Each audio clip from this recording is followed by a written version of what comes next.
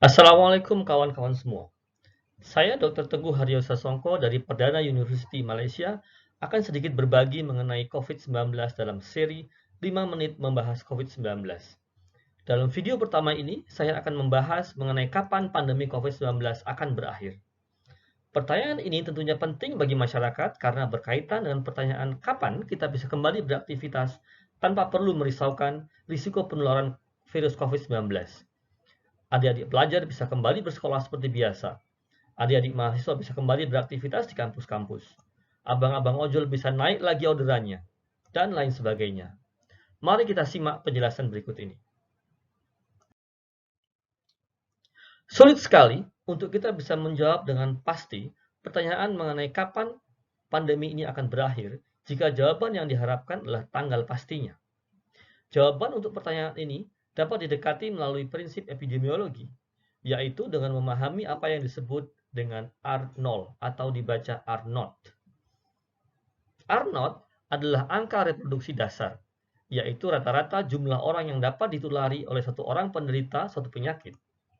Sebagai contoh, R0 untuk penyakit SARS yang mengakibatkan wabah pada tahun 2003 adalah 2-4. Ini artinya, seorang penderita SARS berpotensi menularkan penyakitnya kepada rata-rata 2-4 orang lainnya. Berdasarkan penelitian yang pada umumnya diakui oleh para ahli epidemiologi, R0 untuk COVID-19 adalah 2-2,5. Nah, R0 ini adalah sesuatu yang dinamis atau dapat berubah dari waktu ke waktu. Ada 3 hal yang mempengaruhi R0. Pertama, transmisi, yaitu risiko seseorang menerima paparan transmisi atau penularan virus. Risiko ini dapat dikurangi dengan langkah-langkah pencegahan penularan secara individu, seperti cuci tangan dan penggunaan masker. Kedua, yaitu kontak. Kontak maksudnya risiko terjadi penularan dari seorang penderita melalui kontak erat di antara warga masyarakat. Risiko ini dapat dikurangi dengan langkah-langkah pembatasan kontak di antara warga masyarakat, seperti karantina, isolasi, PSBB, lockdown, dan lain sebagainya.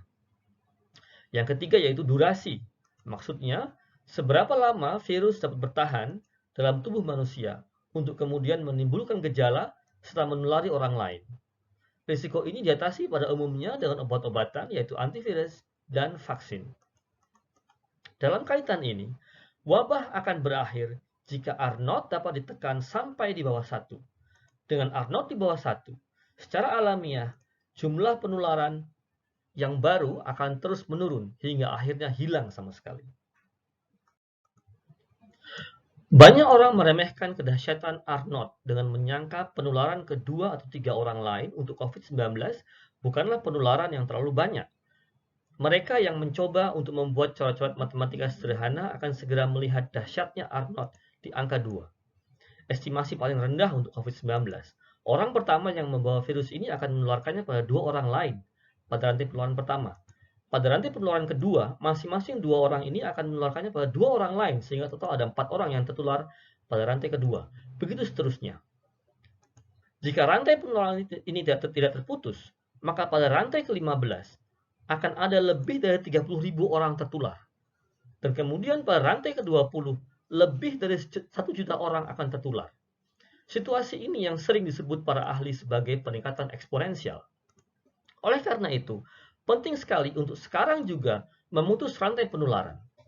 Karena saat ini obat dan vaksin yang spesifik dan ampuh memberantas virus penyebab COVID-19 masih dalam proses uji klinik, maka kita hanya bisa mengandalkan pengendalian penularan melalui cara-cara untuk mengurangi risiko transmisi dan kontak.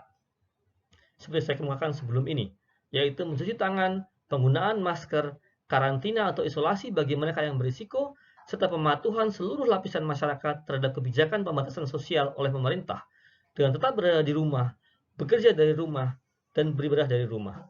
Jadi, pencegahan meluasnya wabah ini adalah tanggung jawab seluruh lapisan masyarakat.